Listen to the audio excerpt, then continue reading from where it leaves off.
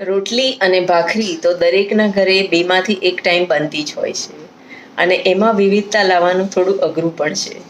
આજની રેસીપી જે હું તમને બતાવવા જઈ રહી છું તે રાજસ્થાન બાજુ તો ચોક્કસ ખવાય જ છે, પણ આપણા ગુજરાતીઓ ઘઉંની રોટલી અને ભાખરી ખાતા જ શીખ્યા છે. તો આજની રોટલીનું નામ છે સત્તુની રોટલી, જે બનાવવામાં થોડીક અલગ છે અને ખાવામાં પણ થોડી અલગ છે.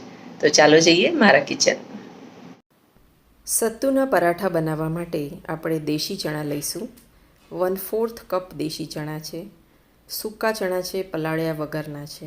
તેને આપણે મિક્સચરમાં ક્રશ કરી લઈશું, જેથી તેનો લોટ બની જશે.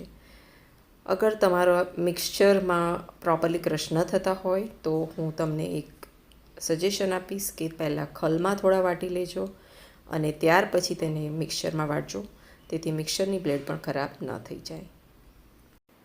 તો થોડી મહેનત કરી અને મેં અધકચરા ચણા વાટી લીધા છે. મારે તેનો પાવડર બનાવવાનો છે, જે ખલમાં પોસિબલ નથી. તેથી હવે આ ભૂકાને હું મિક્સરમાં નાખીશ અને તેનો લોટ બનશે, જેથી મિક્સરને પણ લોડ નહીં પડે અને મને જેવો જ લોટ જોઈતો હશે તેવો રેડી થઈ જશે. તો હવે જોઈ લો, આ ટાઈપનો લોટ થયો છે. હજી ઝીણો જો તમારા મિક્સચરમાં થાય તો ચોક્કસ કરી શકાય, પણ આ ટાઈપનો લોટ હશે તો પણ વાંધો નહીં આવે. અહીં તમારું ધ્યાન દોરવા માગું છું કે એક વખતે કન્ફ્યુઝ ના થશો, આ બેસન નથી. બેસન ઉપર છિલકા ના હોય, એટલે છિલકા જે હોય છે ચણાના એની સાથે આપણે લોટ બનાવ્યો છે, જેથી તેને સત્તુનો લોટ કહે છે. અમુક લોકો સત્તુનો લોટ ચણા પલાળીને પણ બનાવતા હોય છે. આ મેં રો બનાવ્યો છે અને તેને જ આપણે પરાઠામાં ઉપયોગ કરીશું. લોટ ચાળી લીધા પછી થોડોક જે જાડો નીકળ્યો તેને મેં ફરી ક્રશ કર્યો.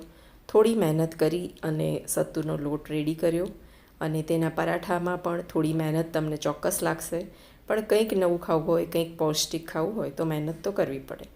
મોરઓવર આપણે રૂટીન ખાવાથી ટેવાયેલા છે. ઘઉંના લોટના ડબ્બા, ચોખાના લોટના ડબ્બા આપણી ઘરે ભરેલા હોય છે, જેના લીધે આપણે નવા ધાન ખાવાનું એવોઇડ કરતા હોઈએ છીએ. તો જો તમને આ રેસીપી ગમે તો તમે આ લોટ પણ દળીને રાખી શકો છો. વધારે નહીં તો 1 કિલો પણ રાખી શકો છો.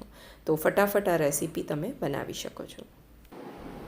તો ચાલો હવે લોટને એક બાજુ મૂકીએ અને આગળની તૈયારી કરીએ. છીણી લઈ લીધી છે અને સાથે એક ડુંગળી પણ લઈ લીધી છે. તો આ એક ડુંગળીને છોલીને હું એને છીણી લઈશ, એટલે તેનો પલ્પ નીકળી જશે. અને છીણવાનો જ આપણે આગ્રહ રાખીશું, મિક્સચરમાં ક્રશ નહીં કરીએ, કેમ કે પાણી પાણી થઈ જશે. ડુંગળી આપણી છીણાઈ ગઈ છે અને તેનો પલ્પ બી રેડી થઈ ગયો છે. હવે આ પલ્પમાં આપણે 2 થી 3 લીલા મરચાં તીખાસની અનુકૂળતા પ્રમાણે એડ કરી દઈશું અને તે પણ ક્રશ કરી દઈશું. હવે આની અંદર આપણે મસાલા એડ કરીશું. તેમાં શેકેલું જીરું અડધી ચમચી એડ કરીશું. હવે આની અંદર આપણે જેટલો લોટ આમાં શોષી શકાય તેટલો આપણો સત્તુનો લોટ આમાં એડ કરીશું અને તેનો લોટ બાંધીશું.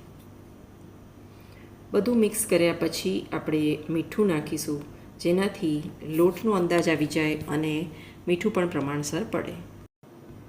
મિક્સ કર્યા પછી એવું લાગ્યું કે લોટ તો સમાશે, એટલે બીજો થોડો લોટ અને મીઠું એડ કરી દીધું છે.